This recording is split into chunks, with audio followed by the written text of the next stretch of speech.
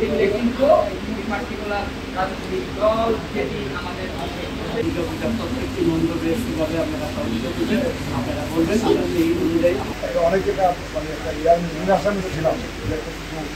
যদি ঘটনা ঘটে যায় তখন আমরা কীভাবে রক্ষা পাবো সেটা আমরা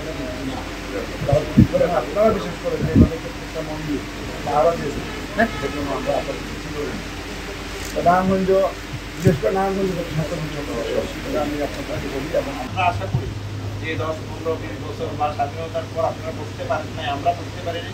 এটার কারণ এখানে ব্যাখ্যা করলে আসলে সময় ঘুরিয়ে যাবে, কিন্তু কথা শেষ হবে না।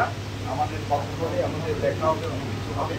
আশা করি এটির মাধ্যমে একটি মেসেজ আমরা দিতে চাই যে জামাত ইসলামী যেহেতু ইসলামিক আইডিওলজি লালন করে, আমরাও কিন্তু সাম্য চাই, শান্তি চাই। আপনারাও যেহেতু ধর্মীয় সংগঠন, আপনারাও কিন্তু শান্তি চান, সাম্য সবাই চাই। কিন্তু অসুবিধা কি, মাঝখানে যখন কোনো ক্রিমিনাল ঢুকে যায় তখন অসুবিধা হয়। এই পর্যন্ত আমার বুদ্ধি বয়স যতটুকু, আমরা যতবারই দেখেছি, প্রত্যেকবারে দেখেছি এই সনাতন ধর্মের ভাই বোনদেরকে সবসময় রাজনৈতিক কারণে তারা ব্যবহার করে, ভোটের রাজনীতি। এবং আমাদের ব্যাপারে একটা ভয়ঙ্কর ভয় আপনাদেরকে ধরিয়ে দিতে, এটা করবে সেটা করবে। অথচ বাবরি মসজিদ যখন ভাঙা হচ্ছিল, আরো যে রায়টগুলো বিভিন্ন সময় হয়েছে, সে সময় কি হয়েছে তাদেরকে এমন ভয়ভীতির মধ্যে ওরাই করেছে। এবং যাওয়ার সময় তুমি তো চলে যাচ্ছে, দলিলটা হ্যাঁ, তোমার তো যাওয়ার সময় 4 লাখ টাকা লাগবে, সম্পত্তির দাম হচ্ছে 5 কোটি টাকা, আপনারা 2 লাখ টাকা কিন্তু হাতে ধরা দিচ্ছে। এগুলো চাক্ষুষ প্রমাণ হচ্ছে না, আপনারা জানেন। কিন্তু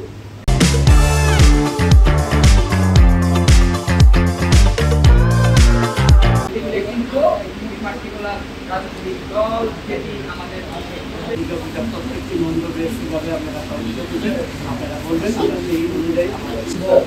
আজকে আসন্ন উপলক্ষে দেওয়া হয়নি বিগত সময়ে, এবং এর একসাথে একজনই ধর্ম পালনই নয়, বাল্যবন্ধু এখানে আপনি কি ভুল না করি শ্যামল কাকা কোথায়? বজায় রেখে আমরা পথ করছি। এই পথটা যেন আমাদের সামনের দিনে এই মাটি আপনার যেরকম মাটি, আমাদের যেরকম মাটি, এই মাটিতে আমার 50 বছর যুবক লাগে এরকম